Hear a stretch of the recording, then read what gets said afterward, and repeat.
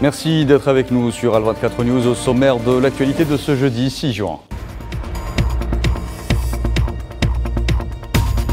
Le massacre continue à Gaza. Près de 70 Palestiniens assassinés par l'entité sioniste en 24 heures viennent s'ajouter aux 36 654 martyrs depuis le début de l'agression contre la bande de Gaza.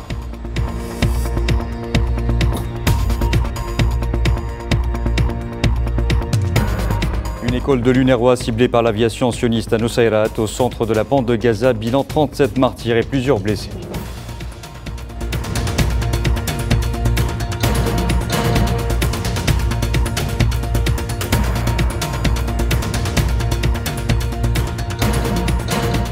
L'Espagne annonce son intention de se joindre à la procédure engagée par l'Afrique du Sud devant la Cour internationale de justice contre l'entité sioniste pour génocide à Gaza.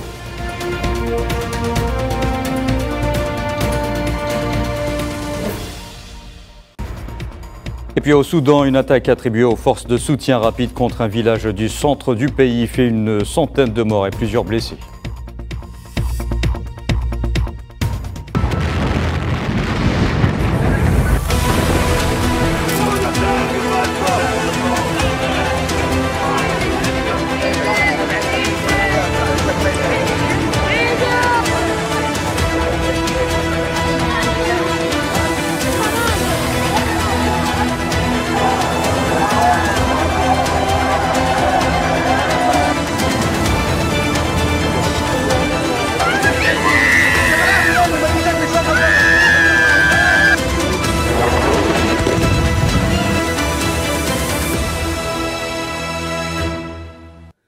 Bonsoir à tous. L'entité sioniste poursuit son agression génocidaire contre les Palestiniens dans la bande de Gaza avec au moins 6 massacres commis au cours des dernières 24 heures ayant fait 68 martyrs et 235 blessés. Depuis le début de cette agression, 36 654 Palestiniens sont tombés en martyrs et 83 309 ont été blessés.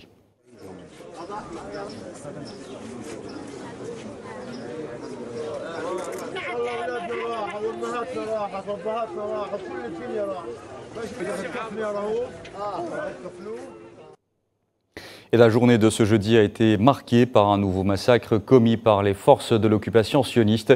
Une frappe aérienne contre une école de l'UNRWA dans la bande de Gaza a fait au moins 35 martyrs et plusieurs blessés. Le drame s'est produit dans la région de Nusayrat, au centre Souila Kilal. Au milieu de la nuit, le chaos. Une boucherie en plein cœur d'une école de l'UNRWA à Nusayrat. Une roquette vient de cibler des salles de classe où dorment des centaines de déplacés. Sonnés, les rescapés découvrent les premiers martyrs sortis dessous les décombres. Certains n'arrivent pas à retenir leurs larmes. Les nombreux corps sans vie et les blessés sont vite évacués. Nous dormions quand la roquette nous est tombée dessus. Au deuxième étage, il y avait des martyrs et au premier, il y avait des blessés. Je me suis réveillé couvert de décombres. La roquette a traversé le deuxième étage. Nous sommes sortis pour aider les victimes. Les premiers rayons de soleil qui se lèvent sur l'hôpital Al-Aqsa de Deir el-Balah mettent la lumière sur l'ampleur du massacre sioniste perpétré. Des dizaines de corps couchés à même le sol. Au moins 37 martyrs fauchés dans leur sommeil.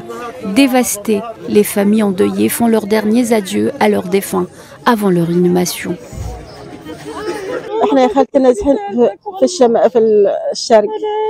Nous sommes déplacés dans les tours Al-Qastal à l'est de Deir el-Balah. Mon fils nous a appelés à 2h30 du matin pour nous dire qu'Ahmed, mon autre fils, avait été tué. Le missile est tombé dans la salle de classe où il se trouvait. C'est le plus jeune de mes fils et le plus cher à mon cœur.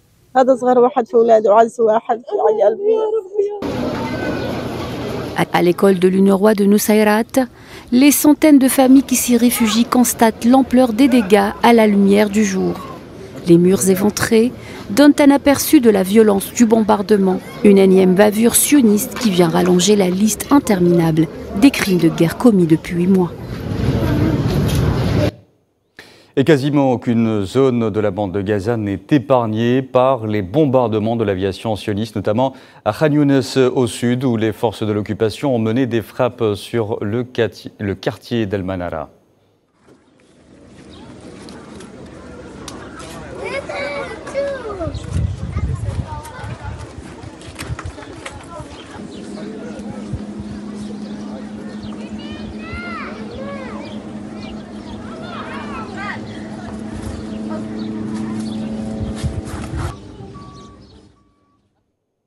Et les services de santé n'arrivent plus à répondre aux besoins de la population. Selon des sources médicales à Gaza, quelques 25 000 malades et blessés doivent sortir de l'enclave palestinienne pour se faire soigner dans un contexte de siège total et de fermeture continue du passage de Rafah.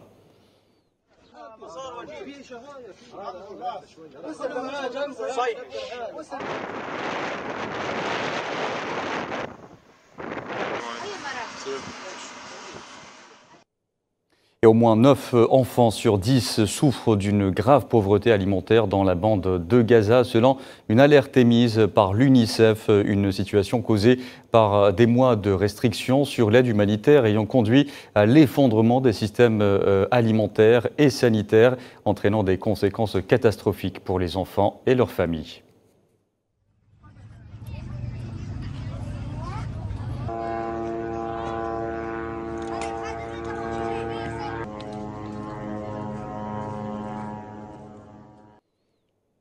Et les maladies cutanées se sont propagées à Al-Mawassi, près de la zone sud de Khan Younes, alors que les personnes déplacées luttent contre le manque d'eau et de logements convenables.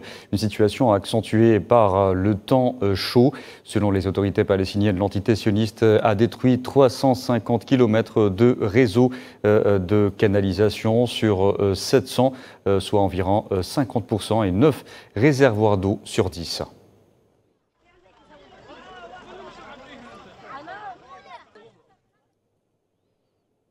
Et pour accentuer les souffrances des Palestiniens, l'entité sioniste bloque les avoirs palestiniens, engendrant une crise financière qui touche des secteurs vitaux comme celui de la santé. Désormais, au bord de l'effondrement, l'entité sioniste bloquerait l'équivalent d'1,608 milliard de dollars de recettes fiscales palestiniennes.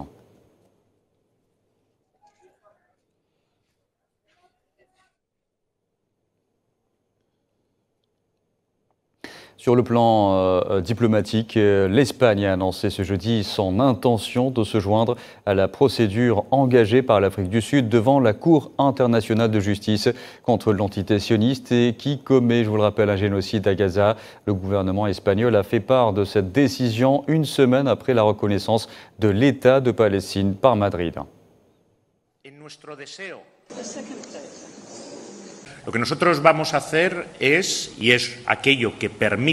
Ce que nous allons faire, et c'est ce que permet le statut de la Cour, c'est intervenir dans l'affaire, soutenir la Cour dans son interprétation des mesures de précaution qu'elle prend et apporter tous les éléments qui peuvent l'aider à les appliquer. Le crime de génocide lui-même est du ressort du tribunal. Et comme je l'ai dit à maintes reprises, l'Espagne, comme elle le fait avec les mesures de précaution, soutiendra la décision prise par la Cour internationale de justice.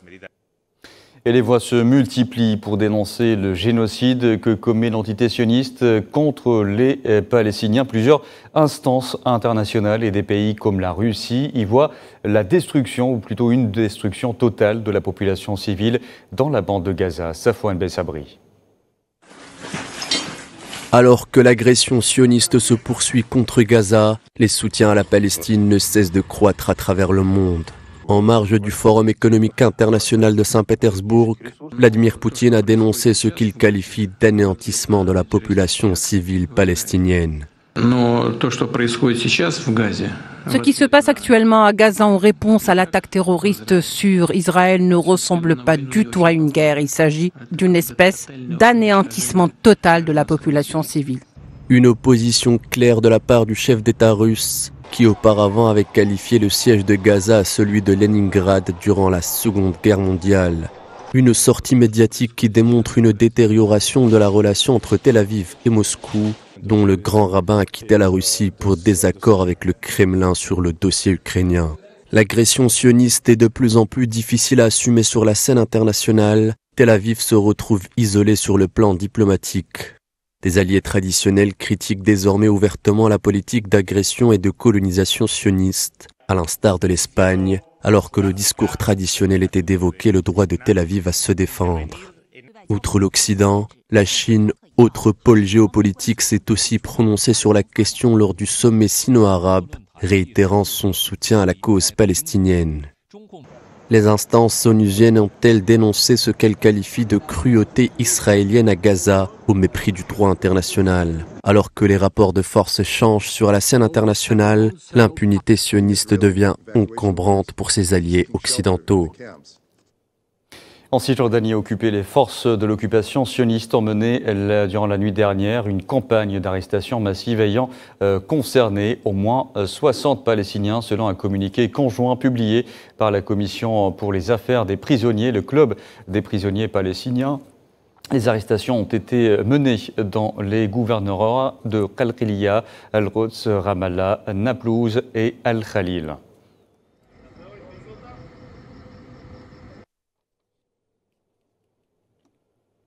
Solidaires avec les Palestiniens, les Houthis au Yémen ont annoncé avoir lancé 2 opérations militaires contre des navires dans le port de Haïfa en territoire occupé. Les Houthis ont également affirmé avoir lancé des attaques de riposte contre 3 navires dans la mer Rouge et la mer d'Oman.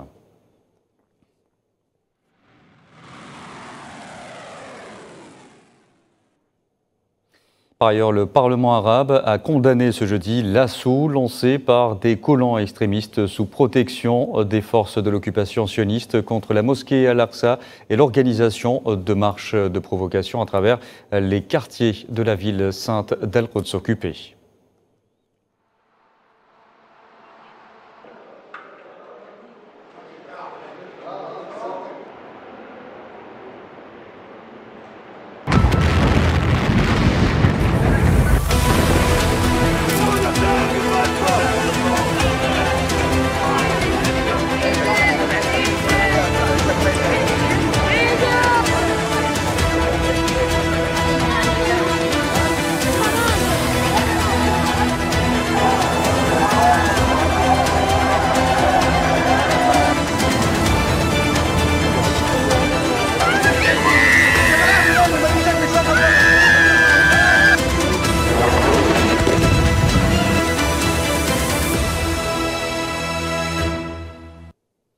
L'actualité en Afrique dominée par ce nouveau carnage au Soudan. Une attaque attribuée aux forces de soutien rapide contre un village du centre du pays a fait une centaine de morts et plusieurs blessés. Le village de Ward An-Noura, situé dans l'état d'Al Jazira, a été attaqué à 2 reprises hier. Iman Merad.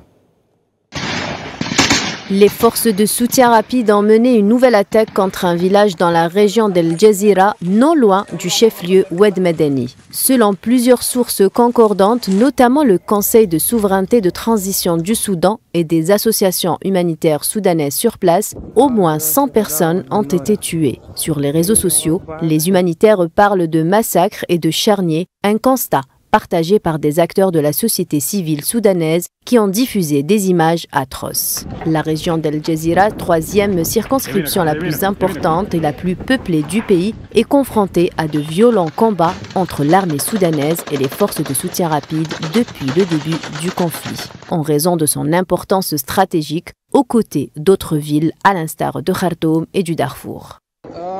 Ce conflit, qui dure depuis plus d'1 an, a engendré une crise humanitaire sans précédent. Selon les chiffres des agences onusiennes, quelques 18 millions de personnes souffrent de la faim et 3,6 millions d'enfants de malnutrition aiguë. D'ailleurs, l'ONU ne cesse d'exhorter à la mobilisation internationale pour une solution pérenne au conflit au Soudan. Pas plus loin que ce jeudi, l'Organisation internationale pour les migrations a averti que le nombre de déplacés internes dans le pays pourrait dans les prochains jours dépasser les 10 millions. Cela dit, la crise au Soudan a des répercussions directes sur les relations internationales, notamment dans la région où la médiation africaine tente par tous les moyens de parvenir à un cessez-le-feu, ce qui est empêché par les ingérences étrangères à maintes reprises dénoncées par la mission diplomatique du Soudan à l'ONU.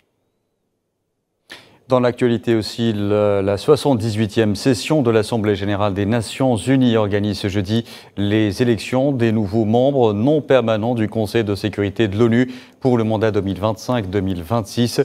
5 sièges sont à pourvoir en 2024 selon la répartition habituelle entre les régions, à savoir un siège pour le groupe africain actuellement occupé par le Mozambique, un siège pour le groupe Asie-Pacifique occupé par le Japon, un siège pour le groupe Amérique latine et Caraïbes occupé par l'Équateur et 2 sièges pour le groupe de l'Europe occidentale et autres actuellement détenus par Malte et la Suisse.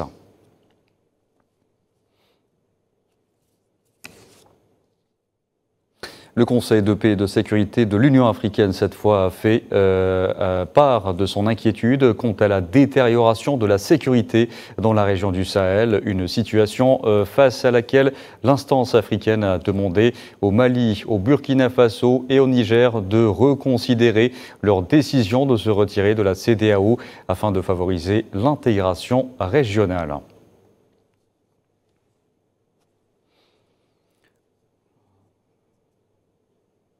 Dans le dossier russo-ukrainien, jusque-là, Moscou n'avait pas réagi à l'officialisation de l'autorisation américaine à Kiev de frapper le territoire russe. Mais dans une interview donnée aux agences de presse depuis Saint-Pétersbourg, le président russe Vladimir Poutine a cette fois précisé et fixé ces nouvelles lignes rouges. Neyla Hamouda. Une déclaration qui vise à calmer les tensions internationales. Vladimir Poutine balaie les allégations de l'Occident. Il remet en cause les accusations concernant les ambitions territoriales de la Russie, qualifiées d'absurdes. Il a également souligné qu'il ne prévoyait pas une confrontation militaire avec l'OTAN. Ne cherchez pas ce qui n'existe pas. Un agenda caché, ne cherchez pas nos ambitions impériales, elles n'existent pas. Il n'est pas nécessaire de donner à la Russie l'image d'un ennemi. Vous ne faites que vous nuire à vous-même en agissant de la sorte. Quelqu'un évoquait la volonté de la Russie d'attaquer l'OTAN. Êtes-vous complètement fou? Êtes-vous stupide? Qui a inventé cette absurdité? Des conneries. Le Kremlin met en garde les pays qui fournissent des armes à l'Ukraine pour attaquer les territoires russes. Selon Dmitri Peskov, le porte-parole du Kremlin, ces actions sont perçues comme des provocations directes. Le président a dit ce qu'il voulait dire. Cela suggère très clairement que la fourniture d'armes qui serait tirée contre nous ne peut pas rester sans conséquences. Et ces conséquences suivront sûrement. Finalement, le président russe a rappelé la position de son pays en direct de Saint-Pétersbourg qui dit qu'il n'a pas de velléité territoriale, mais que son pays répondrait à toute agression. Et dans ce contexte de tension russo-occidentale, l'OTAN a affirmé ne pas avoir l'intention de déployer des forces en Ukraine. C'est ce qu'a déclaré notamment son secrétaire général Jens Stoltenberg lors d'un déplacement à Helsinki.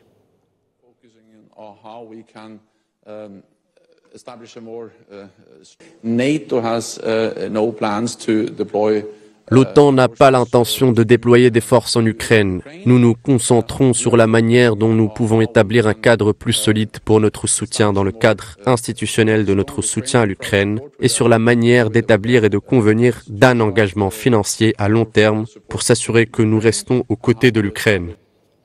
La Russie, où une personne a été tuée et 90 autres blessés ce jeudi dans une collision spectaculaire de 2 trams à Kemerovo, en Sibérie. L'accident s'est produit tôt le matin lorsqu'un tram a perdu le contrôle en descendant une colline.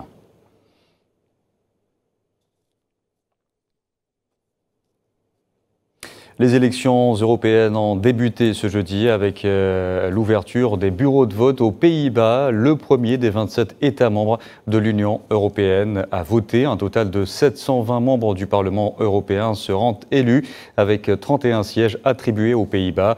Le processus électoral se poursuivra jusqu'à lundi prochain.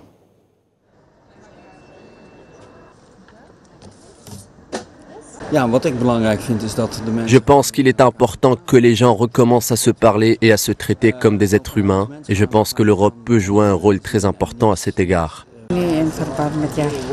Je pense qu'il est important de voter pour l'Union européenne, surtout parce que nous sommes confrontés à de nombreux défis, notamment le renforcement de notre défense, de notre coopération, de notre marché intérieur, mais aussi de nos normes et de nos valeurs. Je pense que ce sont des choses importantes. Dans l'actualité de ce jeudi également, en Birmanie, un glissement de terrain dans une mine de terres rares a tué au moins 5 personnes et fait au moins 7 autres disparus. Le drame s'est produit lorsqu'une des pentes de la mine à ciel ouvert s'est effondrée à Panghua, dans l'état Kachin, près de la frontière chinoise.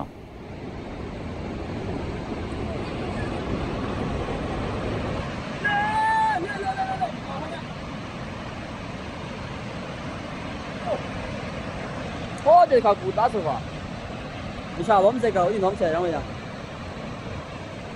也现在都明呀。 5 millions de personnes souffrent de la plus grande crise alimentaire en Haïti depuis le tremblement de terre de 2010, selon les agences des Nations Unies. D'après le Programme alimentaire mondial, 5 millions de personnes en Haïti souffrent d'insécurité alimentaire aiguë, dont 1,6 million sont classés en insécurité alimentaire d'urgence.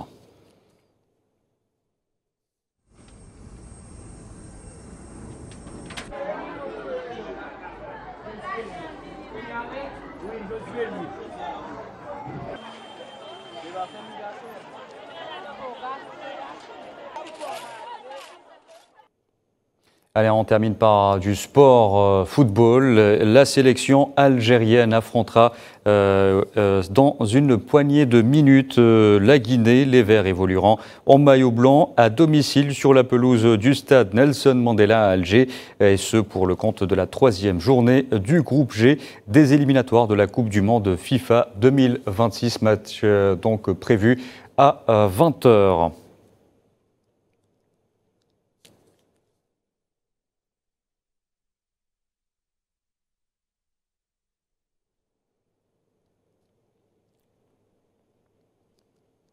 Voilà, et c'est la dernière information de ce journal. Merci à vous de l'avoir suivi. Vous pouvez revoir ce programme sur le site d'Al24 News ou à travers nos différentes plateformes en scannant le QR code qui s'affiche en bas de votre écran. Dans un instant, retrouvez Leïla Guirtal pour l'échiquier international.